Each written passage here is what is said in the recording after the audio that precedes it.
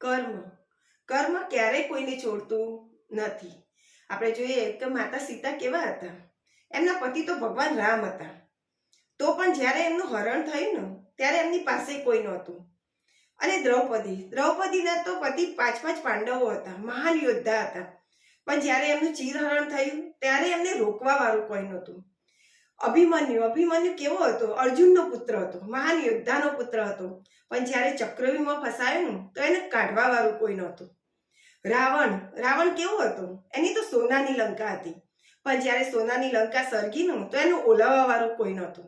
રાજા દશરથ, એમના તો ચાર પુત્ર હતા.